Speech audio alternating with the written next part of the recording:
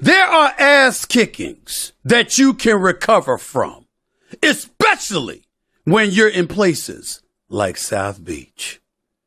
Then again, there are ass kickings you cannot recover from, no matter where the hell you are. It's the Stephen A. Smith Show coming right at you. Buckle up.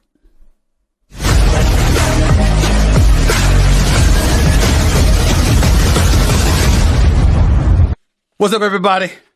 Welcome to the latest edition of the Stephen A. Smith Show. Actually, the second edition of the Stephen A. Show, second edition of the Stephen A. Smith Show, because as you know, my show was called No Mercy, and now I changed the name to the Stephen A. Smith Show. This is the second Stephen A. Smith Show in the house coming at you, and I will be doing so at least several times a week, at the very least, Monday, Wednesday, Fridays, live, okay, 4 p.m. Eastern, 1 p.m. Pacific. Make no mistake about it. There's a lot to get into, so I'm going to just get into it right now. First of all, before I do anything, we're here in the studio.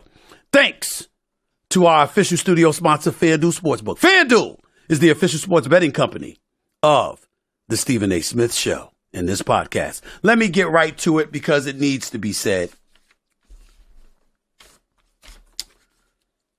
The Boston Celtics got their ass kicked. No surprise. For those who watched it. If you anticipated before the game that was going to happen, don't lie and act like you thought you saw this coming, because you didn't. This was some bad stuff. It was some bad stuff. When you get your ass kicked, let me explain what I mean by that in the sport of basketball. It's not just the score, but it's when you literally resemble somebody that got their heart snatched out of their chest. When you've gotten punked, when you're so humbled and so defeated that the coach and the crowd see you sitting on the bench for the entire fourth quarter, and everybody's like this. I understand. That's what happened to the Boston Celtics on Sunday night at the arena, American Airlines Arena in Miami, Florida. The sun was shining, the palm trees, a little breeze was there. Biscayne Bay was right there. Those yachts were all over the place, and people were chilling. Folks were smoking cigars and hanging out and sticking out their chest and bloviating, and the Boston Celtics couldn't do a damn thing about it. That's an ass kicking. Now, we can look at Jason Tatum and Jaylen Brown, and we can lament how pathetic they were. It was just a pathetic performance, but I'm not going to knock Jason Tatum and Jaylen Brown but so much. Of course, I got to point the finger of blame for them. They combined for 26 points.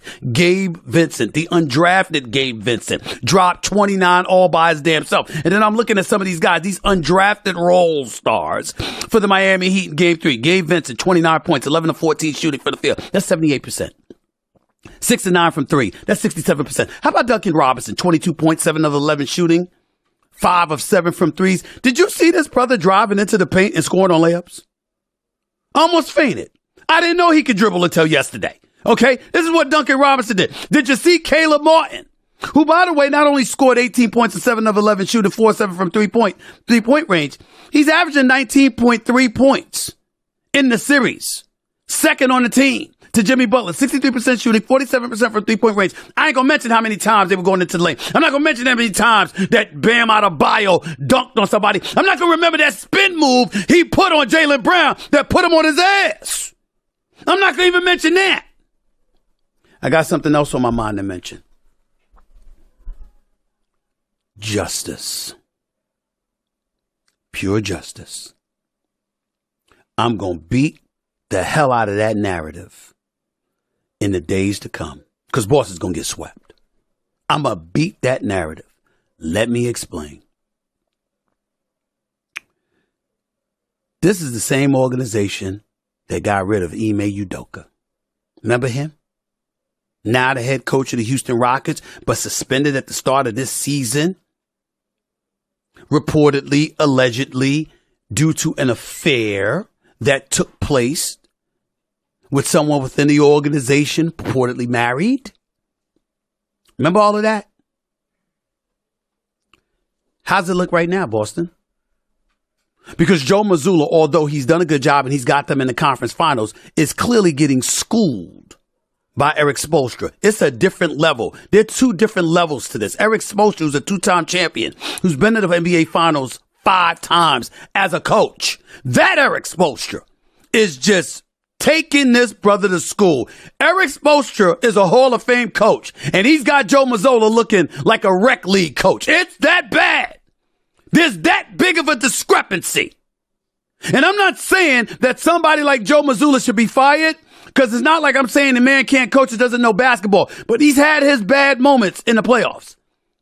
Misuse of players, not making sure guys get the ball in the fourth quarter, not calling timeouts to stall runs, sitting up there trying to be all hardcore like he's in an octagon or he's in a martial artist class, because that's what he does, right? Instead of sitting up there and just being cool. And then Sunday night, he's trying to take the blame for everything. It was so excessive, we got tired of hearing it. All right, stab yourself already, damn it, damn. That's how much he was doing it. But guess what? That ain't the story.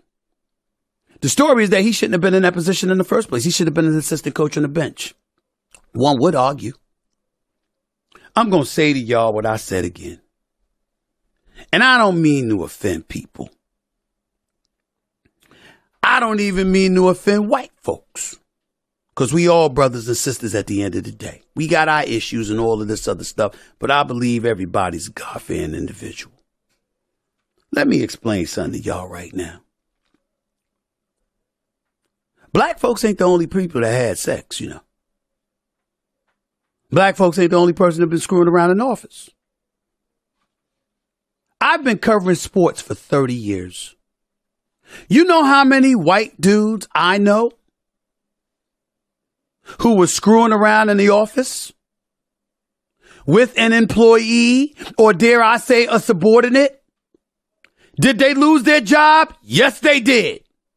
In most instances, absolutely true. You know what never happened? It never got publicized. Because it was an HR matter. It was none of our business. So we going to throw Ime Udoka to the wolves. We're going to protect the woman he was messing with, who was allegedly married and white. But we going to sit up there and have no regard for his woman at the time, the great actress Nia Long, who is the mother of his child. I can bring that up because Ime Udoka admitted during his press conference as the new head coach for the Houston Rockets weeks ago that he had to go into therapy with his son because of the damage inflicted upon him, obviously through Ime Udoka's transgressions, but most importantly, because of how it was publicized. I'm going to repeat this again. I've been covering sports for 30 years. I'm not asking you, I'm telling you. I know white dudes who have screwed around in the office with subordinates. And whether they kept their jobs or lost their jobs is not the issue I'm debating, or not the issue I'm lamenting. I'm saying it was an HR matter. Even if they were fired, you didn't know why. But you threw Ime Udoka to the wolves. See, that's the bullshit that happens to black people. When it happens to somebody white, tell me what. Pick up the phone. Let me know. It's that kind of discrepancy that pisses me off.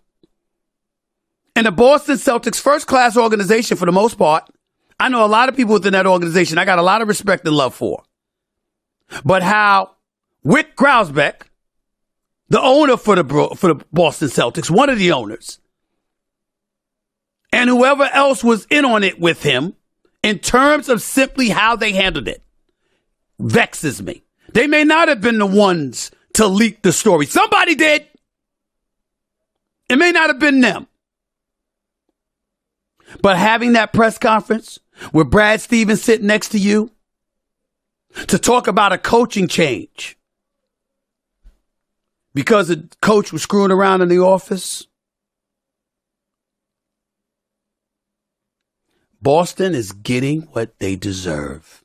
Jaylen Brown wasn't happy about Ime Udoka's dismissal. Marcus Smart wasn't happy about Ime Udoka's dismissal, even though Jason Tatum was tight with Joe Mazzulla and obviously was a proponent of him succeeding Ime Udoka. He wasn't cool with that decision. They were instructed from what I've been told and from what all of us who cover the NBA has been told. Players were instructed not to even really talk about it.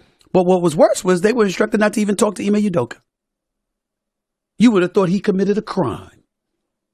Last time I checked, he ain't the one married.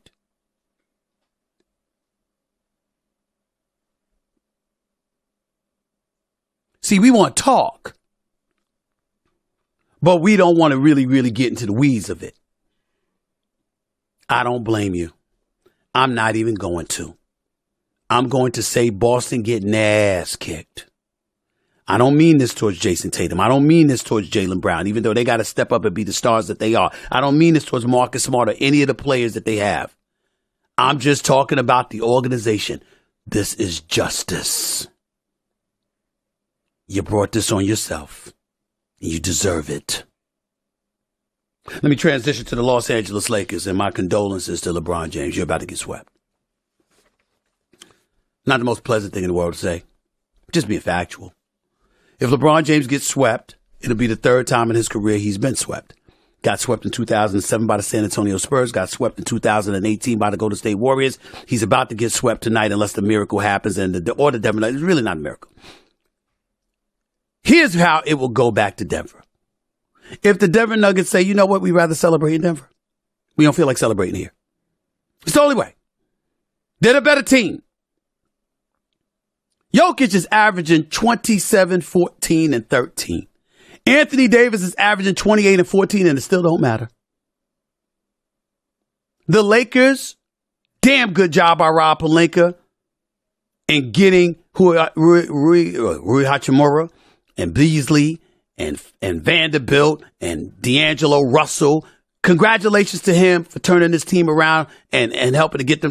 Rob Pelinka is the MVP of this team this year. Or what he was able to do to change this roster around. D'Angelo Russell, my brother, you should just go someplace and hide. Really, you should. What an atrocious performance this series against the Denver Nuggets. I mean, my God. He's done nothing. Just nothing. Austin Reeves needs to play more to point. Put Schroeder up in there with him. Leave them in the backcourt. Bring Beasley off the bench. Let Hachimura play some backcourt unless you want him guarding Jokic and Anthony Davis playing free safety on the front line. But D'Angelo Russell, he's not ambidextrous. He's a one-armed bandit, and against the Denver Nuggets, that ain't going to work. And Jamal Murray is a star.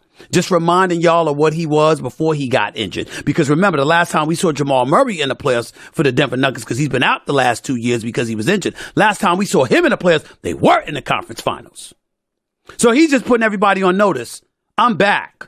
Busting ass. That's what he's doing. So it is what it is. That's where we are. And LeBron James is about to get swept. Now, I know for some of you out there, it's a perfect opportunity to bring up the Michael Jordan, LeBron James comparison. So you know I'm here for it, right? Because you know I have these stats. I have these numbers. And you know that I wasn't going to forget to bring them out of here. Because it's important, y'all. It's important because I know some of y'all are going to talk. The obvious. You do know that MJ has 6 titles, right? And LeBron has 4. You do know that, right? You do know that MJ was undefeated in all 6 NBA Finals appearances. Do you know that? You do know that Michael Jordan never allowed an NBA Finals series to get to a 7th game. Did you know that? I'm sure you did. Did you know he's a 10-time champion? And LeBron has won a scoring title 1 time? Did you know he's a 9-time first-team all-defensive player? LeBron James did that 5 times. Did you know that Michael Jordan is the former Defensive Player of the Year in 1988? LeBron James has never won a Defensive Player of the Year.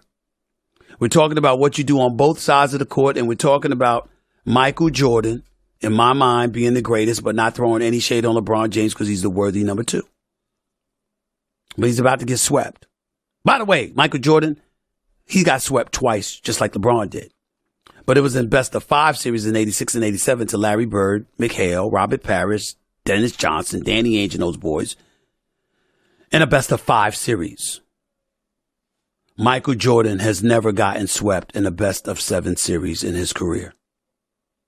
By the way, and I don't want to take any credit away from my brother, Chris Broussard, who works for Fox Sports.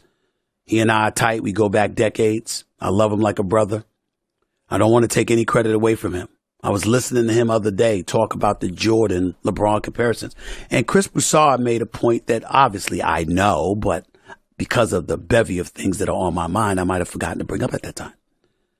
Do you understand that during the LeBron James era, there were debates as to whether or not he was the best in the world because Kobe was still playing at one time. Tim Duncan was still playing for a large chunk of that time. And ultimately, Steph Curry has been playing a large chunk of that time.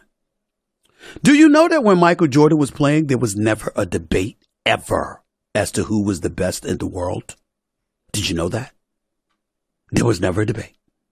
Even before Michael Jordan won the title in 91, from 88 on, it was clear that Michael Jordan, even with Larry Bird or Magic Johnson winning championships, it was clear that Michael Jordan was the best player in the world.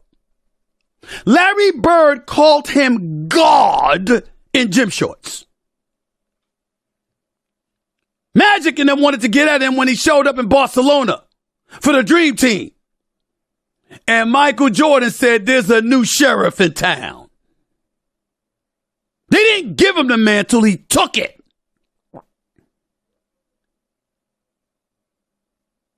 That's not the case with LeBron James. And I saw my man Joe Budden, who, by the way, has a great podcast, and I got a lot of love for that brother. I've been a guest on his show before, probably will be again in the future. I got a lot of love and respect for him. But he's talking about, he's sitting up there, drinking, hanging with his boys, doing this podcast, talking about ain't no debate about LeBron and Jordan and look at who LeBron played against, look at who Jordan played against. My brother, I regret to inform you that you must be considerably younger than me, 'cause I don't know what the hell you were watching. There's a debate about that. Matter of fact, if it ain't a debate, it's on the other side to my man Joe Budden, who I got mad love for. And I root for that brother all the time. We just talking LeBron, MJ. I wouldn't argue with him, though, because believe it or not, his voice actually could get louder than mine. Believe that. I know that's impossible to imagine, but it's true. But he's wrong about this LeBron MJ debate. I just say all of that to say, congratulations to the Lakers for a good season. In advance, you're going home. As Zach Galifianakis in the movie The Campaign with Will Ferrell, as he said, we're bringing our brooms because it's a mess. Never thought the day would come where in the same series, maybe about 24 hours apart, we'd see the Boston Celtics and the Los Angeles Lakers both get swept in a playoff series, let alone a conference finals.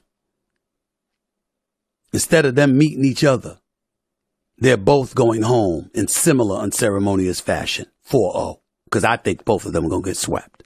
Could be wrong about Denver, because they might take the day off until just want to close out in Game 5. I doubt I'm wrong about Miami. The Lakers are just losing to a better team.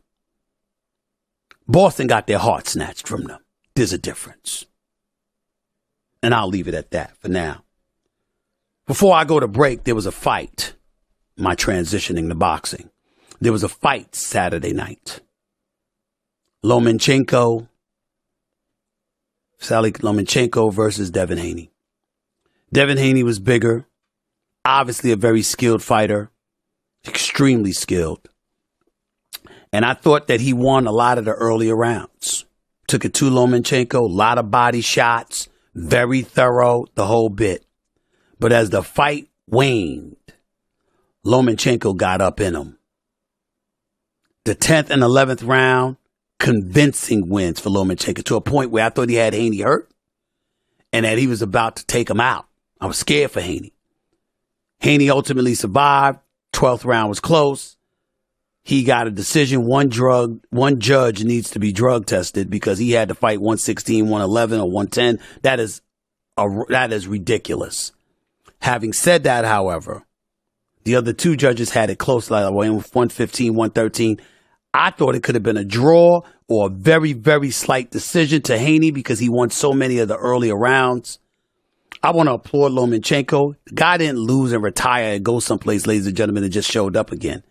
He departed from the sport of boxing as the face of that division to go fight the war in Ukraine to help his countrymen after the Russian invasion. We forget that. When you talk about respect for him and the Klitschko brothers, I just can't say enough. How many of us would do that? How many of us would do that? They did it without blinking. Mad respect and love for them. Truly, truly feel that way. But Lomachenko came back. No warm-up, no tune-up. Got in that ring, and that was a hell of a fight. Hell of a fight. A lot of people going off about the decision. The only problem I had was Devin Haney's father. Talking about, oh, well, we need a rematch for, the fight was lopsided. I mean, please. Bullshit. What that was is you protecting your son, saying you don't want your son to get back in the ring with that brother. That's what that was about. But by the way, Bill Haney, hell of a job training your son for that fight. Showed a lot of skill, a lot of ability, and you clearly know what you're doing as a trainer, and props to you. But don't tell us the fight wasn't close. We ain't blind, bro. We ain't blind. But if y'all don't believe me, y'all don't want to listen to me about that, I got somebody you'll want to listen to. He's up next. The former light heavyweight champion of the world who retired years ago, undefeated, 32-0. His name is Andre Ward. He's coming up next. Don't touch that dial. With Vroom, you can shop thousands of cars right from your phone and have your next ride delivered straight to you. Be honest with yourself. Doesn't that sound easier than dealing with a limited selection once you drive somewhere to shop? Or would you rather not have all the information laid out right in front of you in the comfort of your own home? We're all busy people, so I'll tell it to you straight. Vroom is the better way to buy your next ride. You never have to haggle or negotiate the price of a car. You'll have thousands of cars to look through. You'll have peace of mind through a 90-day warranty, 1 year of roadside assistance, and even time to drive the car you buy to make sure it's right for you. A full week or 250 miles, whichever comes first, of course. And it's not only buying cars. You can trade in your old car when you buy your new one. Or you can even just sell your car to Vroom, and they'll give you a price instantly. You can buy a car from Vroom entirely online. So next time you need to buy a car, just grab your phone, go to Vroom.com, and check out thousands of cars. Well, y'all heard where I stand. You know how I feel about it. I mean, it was that close. It was that tight. But the hell with what I have to say, because live right now with me is the former undisputed light heavyweight champion of the world who retired years ago, undefeated, I might add, an unblemished career. The great one himself, Andre Ward, who did a great job calling the fight, by the way. What's going on, Big Time? How are you, man? How's everything? Good, I'm good. Good to be on with you. What did you have to fight? Who did you have winning the fight Saturday night between Lomachenko and Haney? Steven, listen, man. This is similar to my first fight with Kovalev. Anytime there's a fight this close where you can't find a person on the planet, or it's going to be hard to find somebody that say Lomachenko won by more than 3 rounds or more than 2 rounds. Most people have it 15-13 Loma, a draw, or 15-13 Devin Haney. If you concede any one of those 3 scorecards, you also have to concede that the fight could have been swung the other way with the same scorecard. There are too many rounds that are called swing rounds. A swing round is a round where if you are scoring the fight, which 99% of the people in the arena were not, right? You're holding a pen over a piece of paper saying, who do I give that? It can go either way. Nobody can sit here and say, I know that all my swing rounds swung the right way. It is a close fight that could have gone either way. You know, I looked at it. I had it a draw, Dre, because I thought that I thought that Haney won most of the early rounds. But I thought Lomachenko was the constant aggressor late. I thought the 10th and 11th round, he was dominant to the point where I thought Haney was in trouble. And I thought in the 12th round, he won, although that was closer than the 10th and 11th round. So to me, it was so close. I gave Haney a slight edge, but then I looked at it and I said, you know what? I wouldn't have a problem with a draw. If I had to score a winner, I would have given it to Haney, like you said, maybe by one round because of the early stages, but a draw would not have been a problem for me either. What did you think about Bill Haney, Devin's father, saying there's no need for a rematch because my son won in convincing fashion? I'm like, that's parental bias or somebody needs to be drug tested. That was not a lopsided fight at all. No, it wasn't lopsided. He's a father, so he's going to feel that way. But here are the options that, Devin Haney has. I know he wants big fights. Yep. And he's talking about Gervonta Tank Davis. I don't think Tank is going to fight him right now. So put that to the side. You got Shakur Stevenson. I would love to see Devin Haney fight Shakur Stevenson. I don't think they want that right now because when I hear Devin Haney talk about Shakur Stevenson, it sounds like it's an up-the-road proposition. We talking legacy, and the biggest fight outside of those two fights that I just named, you have to. You don't have to, but you have to run it back with Lomachenko. That's a legacy play right there. That's okay, since you guys feel like I didn't get it right the first time, and since the fight was as close as it was, I need to right this wrong. You go into a different stratosphere in terms of legacy from that standpoint. That's probably his biggest moneymaker right there. So I believe that they should take some time off, take 2-3 weeks, do whatever you got to do, enjoy the fruits of your labor. But then when we come back to the table as a team, I think Lomachenko has to be on the table. Well, I will agree with you. Let me say this. I agree with you. He needs to stay the hell away from Gervonta Davis. He needs to stay away from Tank Davis because Devin Haney does get hit a little bit too much, and that's not somebody you want to get hit by. That's number one. Number two, Shakur Stevenson, promising. 20-0, 10 knockouts. But I'm like, I wonder whether or not he's earned it at this point. I'm not talking about his resume. I'm not talking about his skill set. I'm talking about with the fighters ahead of him. Does he deserve the Haney fight right now before Lomachenko rematch? I say no. But I ask you this. If you're Devin Haney, should you really, really want that rematch? What did you learn from Haney in this fight against Lomachenko? Look, man, I'm not falling for the 42 fake. And what I mean by that is all the public outcry and this and that. I'm threading the needle, bro. Like, I'm a lifer in this game. Okay. And I ain't just a guy that fought. Like, I studied this game since I've been 9, 10 years old. Studied it. Mm-hmm. That's the best Devin Haney has ever looked. That's the most complete he's ever looked. Wow. When you look, Bill Haney gave the game plan. He said, look, we know what he's going to do. He's going to try to do the step around, get to Devin's angle. We're going to step with him. So, in theory, it sounds good, but you got to watch and see if you can execute. I saw Devin Haney in control of the fight early. You could tell when Loma would make that step around, that matrix move, Devin would step with him. He would stay close. Of course, Loma's going to have moments. But Max always says, who would I rather be in the fight? For the majority of that fight, I would rather be Devin Haney because it looks like Devin Haney is in control, and you got Loma, who's the smaller man, the shorter armed man, constantly trying to look to get inside. And I see Devin prodding him and poking him and keeping him on the outside. The other thing that I don't think Devin Haney got credit for was the body work. Yes, he was. A lot of body shots, a lot of liver shots. That stuff don't make it on SportsCenter top 10. But if you know boxing, that's not only a scoring blow, but that's a devastating blow to get hit with. And I made a comment about it on the air. I said Lomachenko's left side is completely reddened by the body shots of Devin Haney. Devin Haney fought a very controlled fight. Even when Loma came on in the 10th and 11th round, which was two beautiful rounds by Lomachenko, I didn't see Devin Haney fall apart. So I saw a lot of growth. I saw a lot of maturity. And Devin Haney did what he was supposed to do by coming and winning that 12th round. If Loma wouldn't have gave up that 12th round, on 2 of the 3 judges' scorecard, we would have had a majority draw. 2 judges would have had it even. 1 judge would have had Devin Haney ahead. So that almost would have forced a guarantee rematch. Right. They didn't have to, but the outcry would have been too much. But Dre, educate us about this because obviously you being a champion, you did 32-0 with 16 KOs in your career before you retired, by the way. You know, I wonder what are we to make of the smaller guy that is Lomachenko? You're smaller. You're not the stronger guy. Yet you were on the attack. You were taking those body shots, and you were going at Devin Haney. What are we to make of a Devin Haney against a Gervonta Davis, a Ryan Garcia, a Teofimo Lopez, and others when we saw the smaller guy be on the attack as the fight waned? Well, I saw it as it waned. Yeah, I like how you put that, because there was a lot of times that Devin was on the attack. That's right. Early. There was ebbs and flows, and that's what I loved about this fight, man. It was a great fight. It's ebbs and flows, different game plans being employed. As far as Gervonta Davis being a shorter fighter, man, we talk a lot about the power, but dude got skills. Mad skills.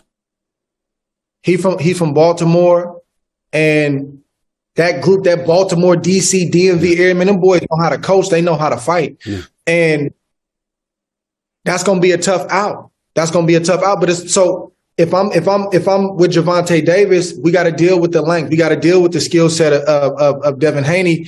But you just have to know that Gervonta is going to land that shot at some point in time. Yes. It's going to be explosive. And the question is, Devin, can you take it? So that's not a fight if I'm Team Haney that I'm running from. Right. This is what you asked for from a monetary standpoint, from a legacy standpoint. You just want the opportunity to rise. Right. So I'm not running from that fight, but it's a dangerous fight. Is there anybody else in the lightweight division that's dangerous for Devin Haney? Yeah, I don't think we're giving Shakur Stevenson enough juice. I need to give him some more juice. I think we need to give him a lot more juice. I'm gonna listen to you. You tell me I need to give him more juice. I'm gonna give him more juice. We need to give him a lot more juice, man. Shakur Stevenson is gonna run the game for a very, very long time, and that's a dangerous fight for Devin Haney as well. I'm not betting against Shakur Stevenson against nobody. You got to show it. You got to prove it. You got to show me. But the big takeaway from this weekend, Stephen, I got to be honest, man, it's really disheartening because, it's a lot of people, a lot of casuals, right, that show up to the fight, right, and they got an opinion. And you can have an opinion. We all can have our opinion, but they start to try to control a narrative that's not actually true. You got to take the word robbery out of this conversation. It was a close fight that could have went either way. Maybe your guy didn't win, right? But you got to net out who was in the arena that actually bet on the fight. You got to net out who was actually watching the fight. You got to net out the crowd that was pro Lomachenko. There's a lot of different variables that we don't factor in. People ain't going back this week unless you are in the business or in your position where you want to make sure you got it right the first time and go rewatch it. It's just a lot of narratives, man, that is taken away from a great performance from Devin Haney, a great performance from Lomachenko. This fight outdid what people thought it was going to do. Well, it definitely outdid what people thought it was going to do. But let me come to the defense of the public in this regard. I don't think that was against the fighters.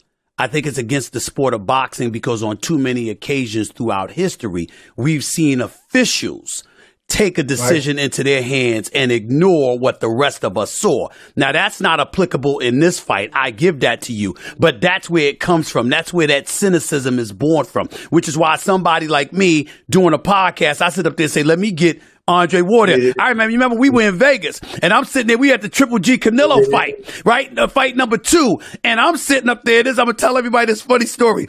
I'm sitting there talking about, man, I thought Triple G won. I mean, come on now. I mean, give me a break. And you were like, yo, those body shots, Stephen A, that Canelo was hitting him with. And I said, wait a minute.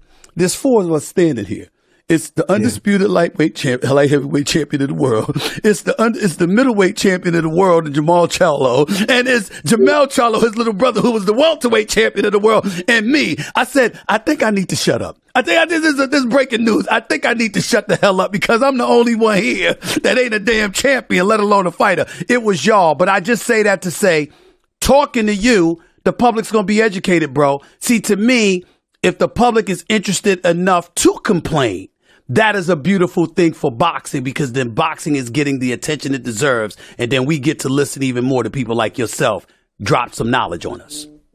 Yeah, I appreciate that, and I just, but everybody don't have the mindset that you have to be able to know, hey, man, maybe I don't understand. Right. You got people, Stephen A., that really believe that they're experts in the sport. Oh, Lord. And that, that the water cooler talk is going to supersede what happened on the telecast. That's and right. it's just But I know you deal with it every day. I deal with it every day, all the time. But listen, man, before I let you get on out of here, so you want the rematch? You had Haney with a slight decision. You want the rematch? I just think that's the play. Monetarily, legacy-wise, right. Get some rest, bro. Don't talk about boxing for a month. But then when you double back, that you gotta right that wrong. Only one thing you're not considering. And real quick, let me clarify real quick. I don't mean it wrong from the standpoint that you need to concede that you lost. If you feel you won, you won. It's that kind of fight. But I mean, same with me with Kovalev. Like, I felt like, bro, I'm not going to apologize for winning a close fight and getting off the canvas. Yeah. But since y'all don't believe I won, you came and finished him the second time. Let me right that controversy. That's right. No question about it. But you thought Haney won by a slight decision. You want the rematch. Yeah. Last question on this subject, because I got to ask you something about your documentary coming out. I didn't realize that was coming out, so I got to ask you a question about that. But what have you considered that Lomachenko might beat him the second go round? And if that happens, how devastating that would be for his career, for a Shakur Stevenson or Gervonta Davis fight down the line? Have you thought about that? Yeah, absolutely. Mm-hmm. Absolutely. Mm-hmm. It's that close where it ain't no, but that's why the fight will sell, because there's no gimmies. You got a large, contingent of people that feel like Haney lost, and obviously Haney's group, and it's not just people thinking he lost. There's a lot of people that think he won too. They're not just being heard right now, but it's that kind of fight. We don't know. So it's going to be more people that tune in on pay-per-view. It's going to be more people that show up to the fight. So I think that's the fight, man. I think that fight's going to have tremendous buzz, man. And from a legacy standpoint, Loma gets to right or wrong. Right. And Haney gets to shut some of the noise down. It's a great opportunity for both guys. Let me transition to you personally. You got a documentary coming out. I believe it's on Showtime. It's coming out in the next week or two. Talk to us about that real quick and tell us what inspired you to do it. Man, it's just it's time. A lot of people ask me why, and you gotta realize that when you come up a certain way, I heard you say multiple times with your book, I couldn't write my book until my mother passed. Right. Unfortunately, I just couldn't do it. My father's gone. I didn't feel like I had the right to tell his story just yet. My mother wasn't ready and I wasn't ready. I'm an 80s baby. I don't go broadcast my life and my family's life to sell tickets or get people in an arena or to buy pay-per-view. This is a sacred story to me. But it got to a point, Stephen A., where with the amount of guys that I mentor and knowing my sphere of influence and my position that I'm in the world, like, it started to become selfish to not share. And doing this documentary with Showtime, Uninterrupted / Spring Hill, all the guys over there, man, I love it because I'm hands-on and they gave me the opportunity to fashion and form this story the way I thought and we thought it should be fashioned. And it's not a puff piece. It's going to be a lot of eyebrow raising stuff. Trust me, you're gonna want to talk after you. That's right. After you know me, I'm going to call you back.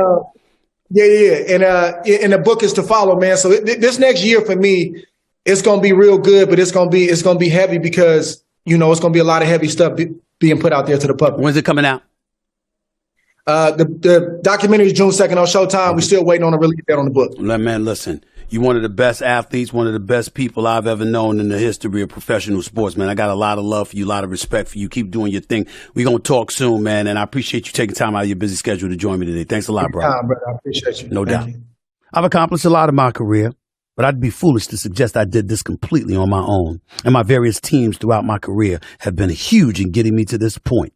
That's why you need to build a team, no matter what your business is. And Indeed is the hiring partner you need. With Indeed, you can attract, interview, and hire all in one place. That's right, one site, and you can do it all. From matching you with qualified candidates instantly to letting you invite candidates you like to apply. And I love that. You see someone like you go and get them. That's how you build a real team. That's why Indeed delivers 4 times more hires than all of the job sites combined, according to Talent Nest 2019. Start hiring now with a $75 sponsored job credit to upgrade your job post at Indeed.com/mercy.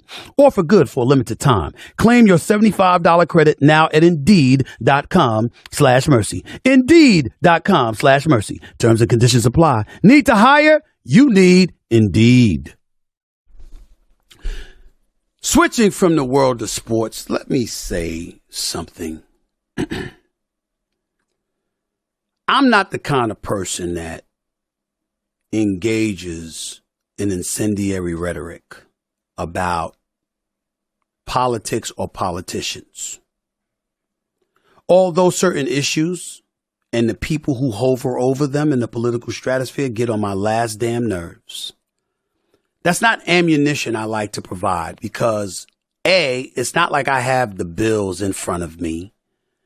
It's not like I'm an aficionado on this subject. And more importantly, you never know how those kind of things could come back to bite you because people engage in revisionist history all the time about political issues and politics and stuff like that.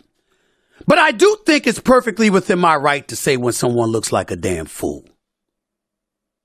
And in the case of Florida Governor Ron DeSantis, at this pace, he might go down as one of the stupidest people I've ever seen. And we know he's not stupid. We know how smart he is. We know that say what you want. He's a highly educated, highly intelligent dude. I'm not calling him stupid. I'm saying his actions will have you thinking he is. This is a man that won re-election in Florida during the midterms by 19%. It was a romp. After barely winning his election first go round, years later, he wins re-election by a landslide. When you sit up there and you look at people who talked about him and what he brings to the table, okay? They sat up there and they called it the future. DeSantis was nicknamed the future because of that landslide victory in the 2022 midterm elections. You look at Florida being a tax-free state. You look at the economy thriving. You look at all the things that's going on, beautiful weather. Everybody want to go there and retire, have more money in their pocket, businesses thriving. It's a mosaic, blacks, whites, everybody living there, Cubans, other Latinos. We see all of that. Even with the issue of the border, as much as it may have abhorred and infuriated Latinos, those who are about fairness, that preach about, okay, immigration reform and making sure you're here legally and getting in line like everybody else. That's not the most egregious thing to say, feel, or hear. So when DeSantis took these positions, particularly with the divisive tendencies of Trump hovering over this nation, it was easy to surmise that guess what? Nikki Haley ain't going to win the election in a lot of people's eyes. Tim Scott, who just announced he's running for the Republican nomination to be president of the United States, the senator out of South Carolina, nobody thinks he's going to win. My favorite of the Republicans is Chris Christie. But there are doubters on that side as to whether or not he'll be able to pull it off. Everybody believes it's going to come down to Trump and DeSantis. And then DeSantis, over the last few months, comes across as a dude that has lost his damn mind. The latest. I mean, bad enough he's incited anger from immigrants. Bad enough he's pissed off a whole bunch of women because of his position on abortion rights, I'm sorry. Bad enough all of that stuff been going on.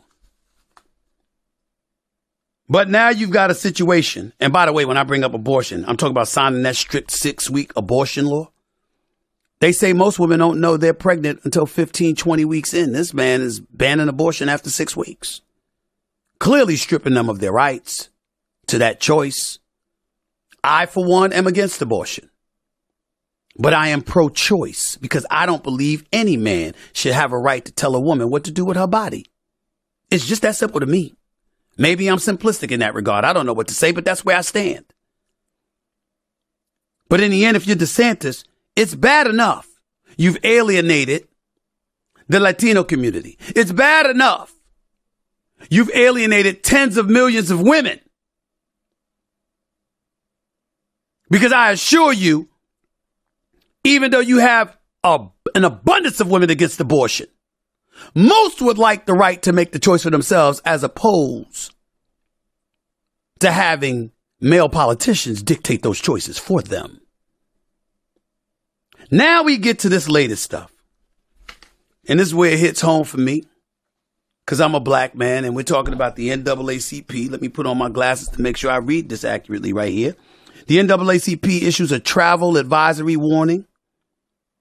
The NAACP issues a travel advisory warning black people not to travel to the state of Florida. I sincerely hope I don't have to remind y'all that the NAACP stands for the National Association for the Advancement of Colored People. I would like to believe y'all know what the hell that is. Anyway, I digress.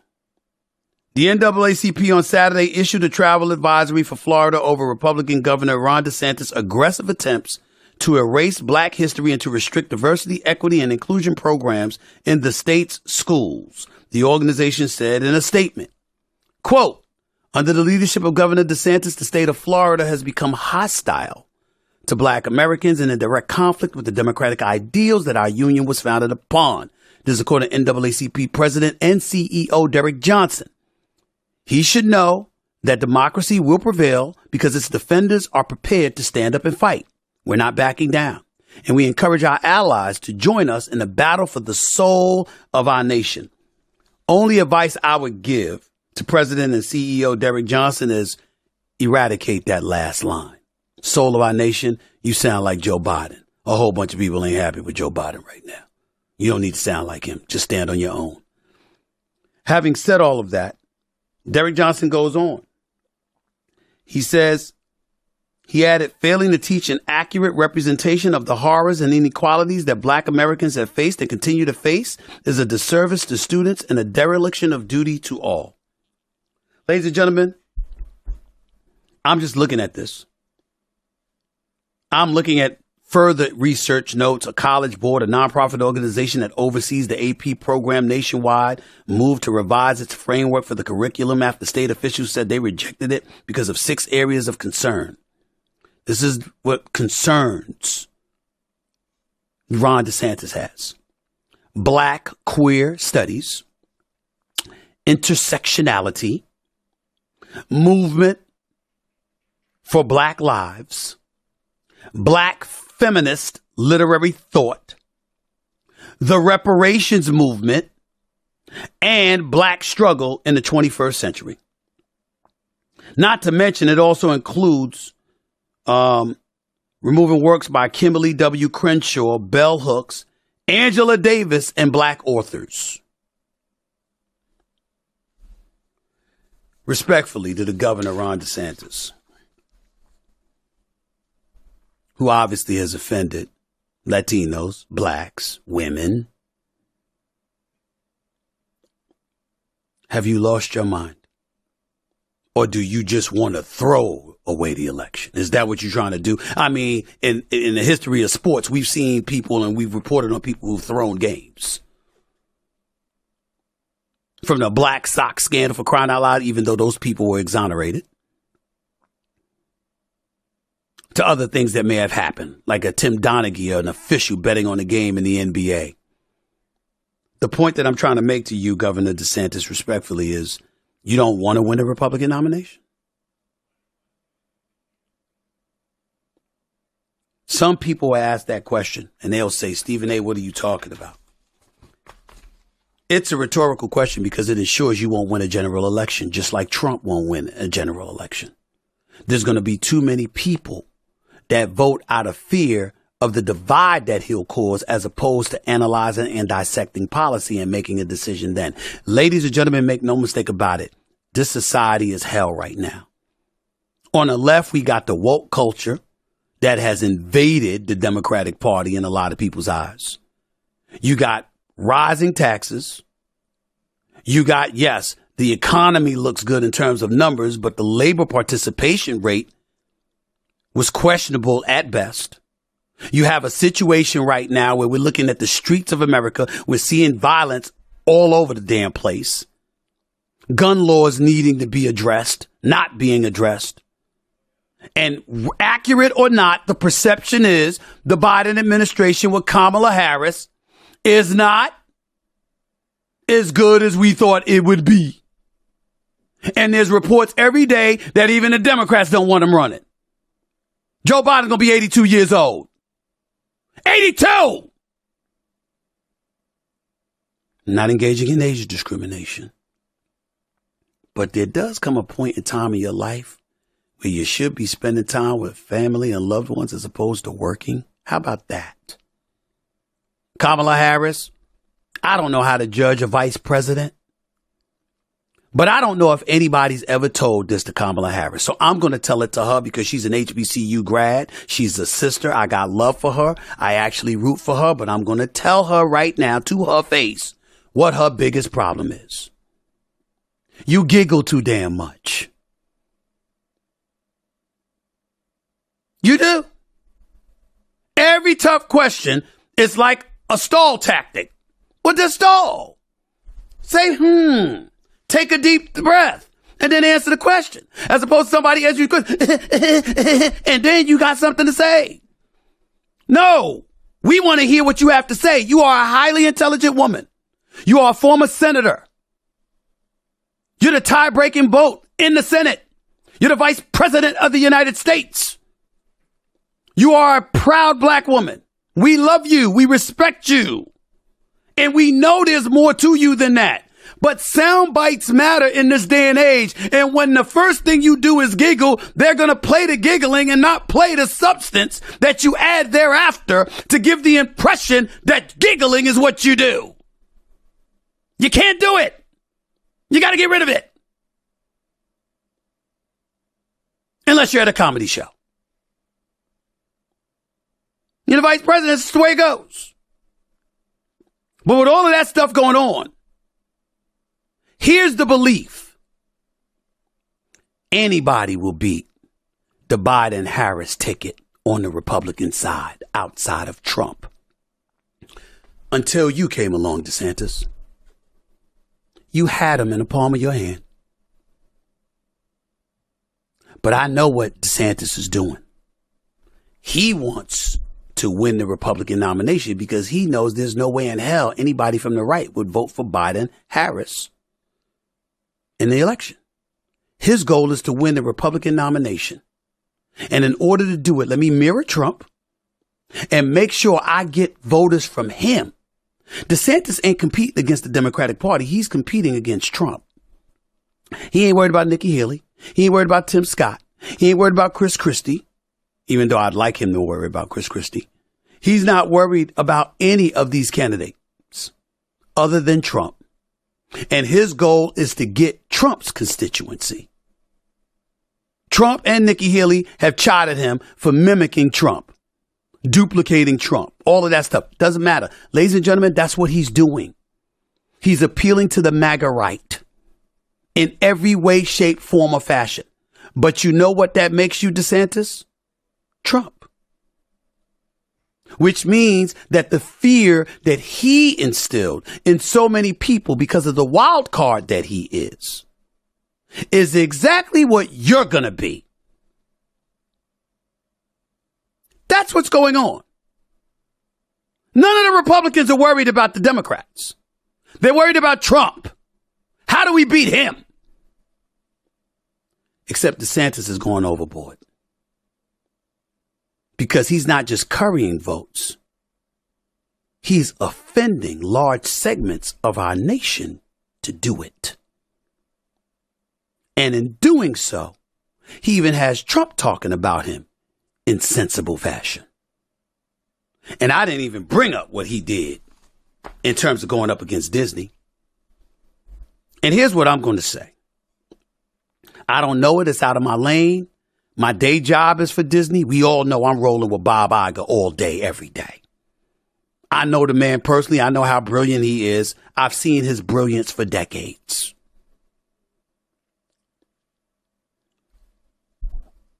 But DeSantis, do you know who Bob Iger is?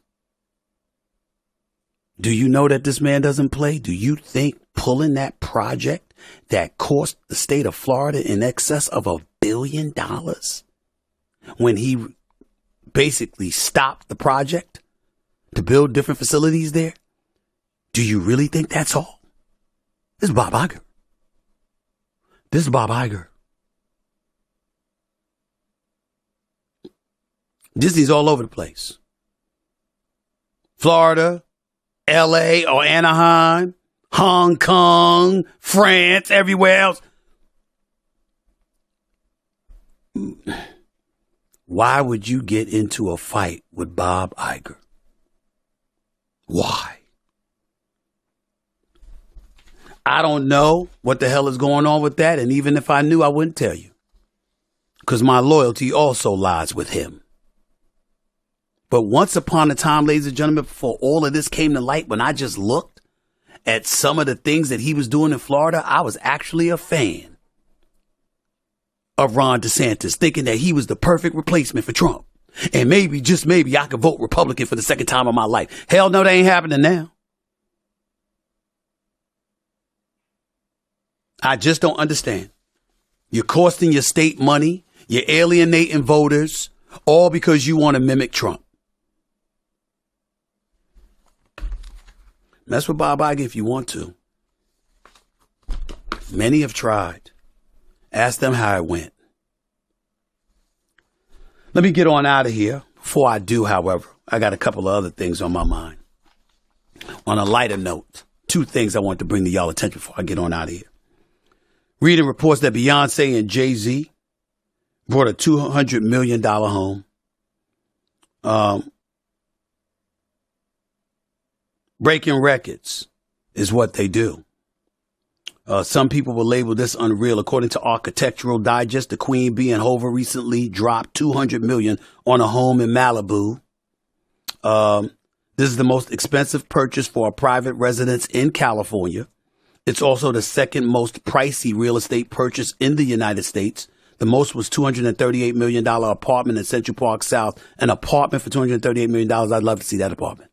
I'd love to see that. I'd love to tour that. But anyway, this is on top of the power couple's $88 million mansion in Bel Air and the lower Manhattan pad in Tribeca where they were married. The music industry's power couple's new home is 30,000 square feet along the Pacific Ocean on a street aptly named Billionaires. It's an L-shaped compound with vast concrete hallways as well as floor-to-ceiling glass panels. The expansive backyard boasts a pool and ends with a cliff that overlooks the beach. The seller was Bill Bell Jr., who is the heir to a soap opera fortune as the son of the creators of The Young and the Restless. It reportedly took Bell over a decade and a half to finish construction on a concrete property. Beyonce's current Renaissance tour could bring in as much as $2 billion, while Jay-Z's net worth is $2.5 billion, more than enough to cancel out the record-breaking purchase. Let me tell y'all something right now. Money's relative. When you tell me Beyonce and Jay-Z, I'm laughing at everybody like, oh my God, they bought this house. It's $200 million. Oh my God. It's Jay-Z and Beyonce. What the hell did you expect them to buy? A little nice house in Beverly Hills. It's called elevation, ladies and gentlemen. They elevate all the time.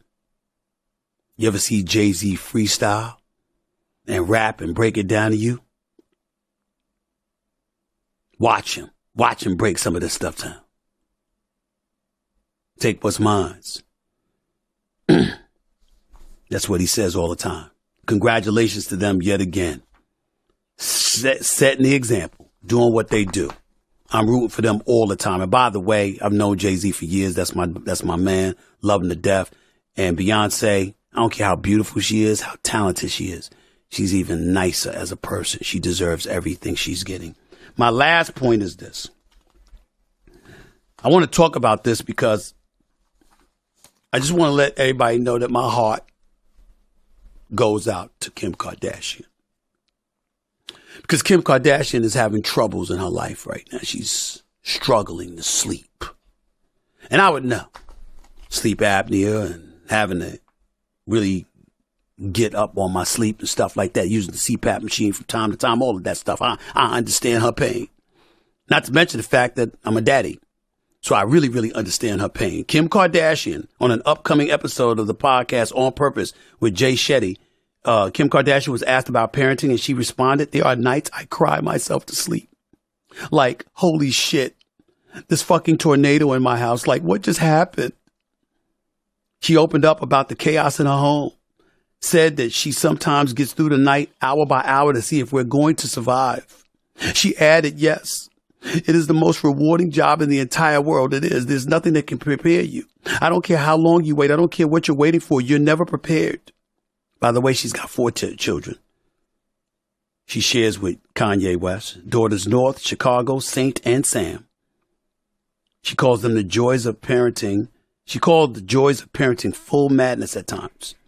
In December 2022, she said co-parenting with Kanye, who had been under fire for controversial behavior for anti-Semitic comments, was so effing hard, saying she had attempted to shield her children from their father's headlines. That's a story for another day. I ain't getting into all of that when she was talking to David Letterman on his Netflix show, which was great. But I will say this to you. She's not lying. Parenting is not easy. It's very, very hard. And that is all joking aside. And being a parent can be hell, but it's heaven every day. And I'm going to tell you why it's hell. Want me to tell you the real reason why it's hell, ladies and gentlemen? Because you're never at peace if you're a true loving parent. Every day you get up, all day, every single hour, you are madly in love with your child and you are insanely worried about your child. Are they okay? Are they safe? Is everything all right? Every day. That is the struggle, the emotional and the mental struggle. But her inability to sleep,